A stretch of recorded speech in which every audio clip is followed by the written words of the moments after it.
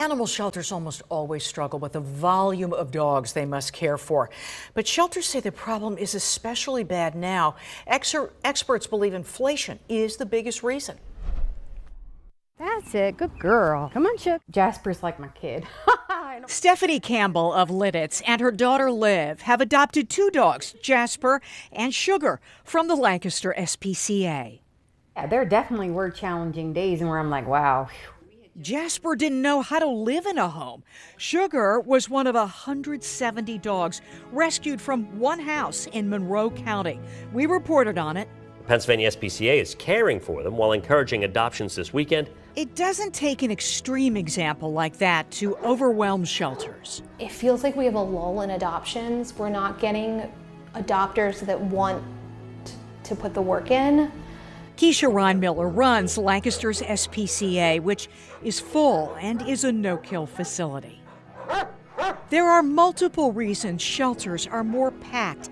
Some breeds are no longer allowed in rental homes. Also, inflation, food, medicine, and other products can be too expensive for many budgets. Another problem is fewer owners are coming and picking up their stray dogs. The SPCA suspects they've actually been abandoned, which is illegal in Pennsylvania.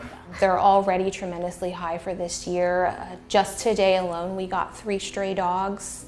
And on the day we visited, a dozen people called in to say they'd be by to surrender their dogs. Working in a shelter can be just plain sad. It's heartbreaking to see these dogs that clearly deserve loving families and that at some point probably had one. Imagine the trauma of a dog used to living in a home, suddenly being left somewhere, seeing their family drive away, and then the shock at being here. I see a lot of things. I see people's loved pets, and I think I see a lot of what I expect. I could never imagine my dog living somewhere like this. And I think that's the hardest thing. You care about these dogs. Come on, let's go. Good boy.